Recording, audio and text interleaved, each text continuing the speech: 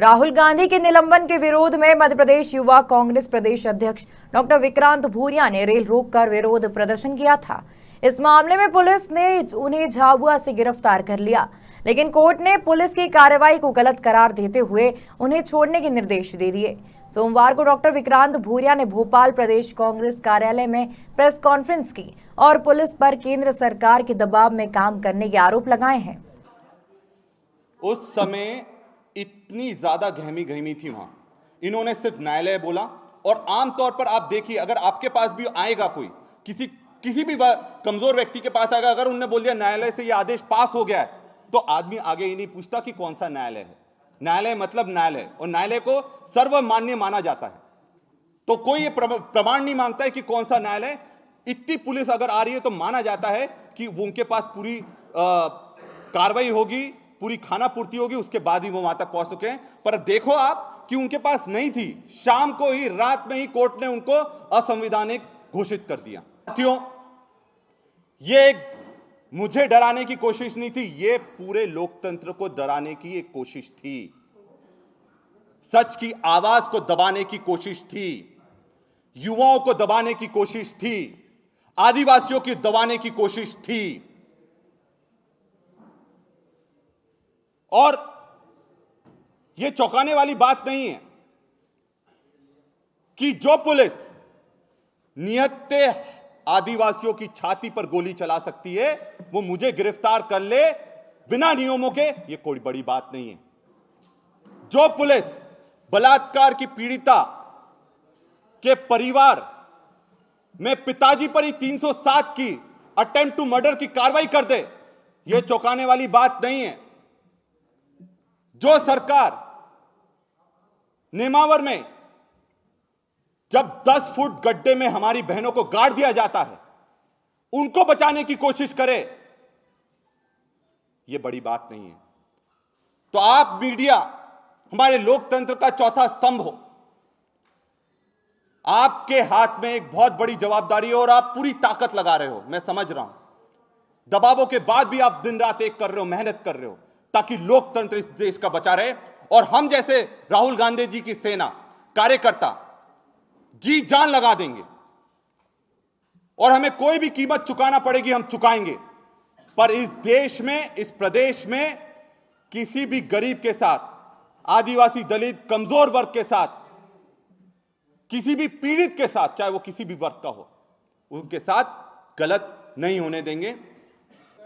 देखिए, वो आंदोलन हमने इसलिए करा था ताकि हम ये प्रदर्शित कर सके कि जनता की समस्या को लेकर हम लड़ाई लड़ रहे हैं। हमारा कोई भी उद्देश्य नहीं था कि हम जनता को परेशान करें या नियम तोड़ें। हम चाहते थे कि देश को पता लगे कि हम किसी भी हद तक जाने को तैयार और राहुल गांधी जी के साथ खड़े हैं।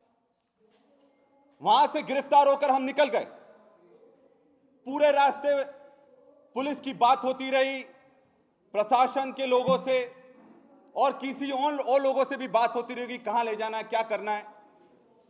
जब शाम को हम भोपाल, रात में 8-9 बजे, 7-8 बजे के आसपास हम भोपाल पहुंचे, पहली बात, पुलिस के पास कहां ले जाना यह सूचना नहीं थी। अगर इतना बड़ा प्रकरण था और पुलिस झाबुआ से गिरफ्तार कर मुझे लेकर आ रही थी, गोपिल को भोपाल से उठाया था, तो उनको यह पता होना चाहिए था कौन से थाने में ले जाना था। पहले हबीबगंज थाने का बोला गया, फिर वहां से जगह बदलकर भोपाल स्टेशन का बोला गया, और फिर रास्ते में ही पता लगता है कि स्पेशल कोर्ट बिठा दी गई है। 8 बजे के आसपास स्पेशल कोर्ट में ले जाना है और वहां पर आपको मजिस्ट्रेट के सामने पेश करना है। साथियों, मैं आपसे बिल्कुल सच बात बोलूंगा, मैं राहुल गांधी जी के सिपाही के रूप में जेल जाने को तैयार था, और जो कोर्ट में हुआ वो भी आपके सामने रखता हूं। जब मुझसे कोर्ट में पूछा गया माननीय न्यायालय द्वारा कि आप वकील करना चाहते हैं कि नहीं करना चाहते हैं, आपको सुनकर बड़ा अटपटा लगेगा। मैंने बोला कि मैं वकील नहीं करना चाहता हूं। मजिस्ट्रेट साहब ने बोला क्या आप जमानत की अर्जी देना चाहते हैं? मैंने बोला मैं नहीं देना चाहता हूं।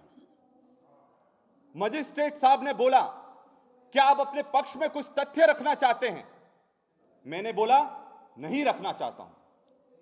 अगर मैं सच हूं या सत्य के साथ हूं तो आप निर्णय करिए, जो भी सही निर्णय होगा मुझे स्वीकार है।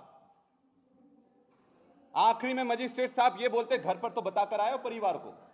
मैंने बोला वो परिवार को सब मालूम है और जेल जाने के लिए भी हम तैयार हैं।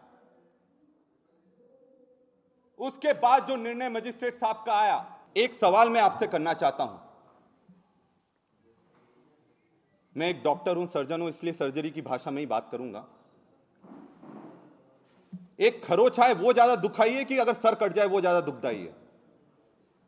अगर लोकतंत्र मर गया तो इस देश का सर ही नहीं बचेगा, तानाशाही आ जाएगी। तो अगर हम लगातार आंदोलन करते हैं इसलिए करते हैं क्योंकि हमको संसद में बोलने नहीं दिया जाता। जो बोलने का प्रयास करता है उसकी सदस्यता निरस्त कर दी जाती है, समाप्त कर दी जाती है। तो हम अपनी बात कहां रखेंगे? लोगों के सामने रखेंगे। और इसलिए लगातार ये आंदोलन जारी रहेंगे क्योंकि ये सच के लिए है और लोकतंत्र को बचाने के लिए ये आंदोलन करे जा रहे हैं। भोपाल से उमेश यादव की रिपोर्ट।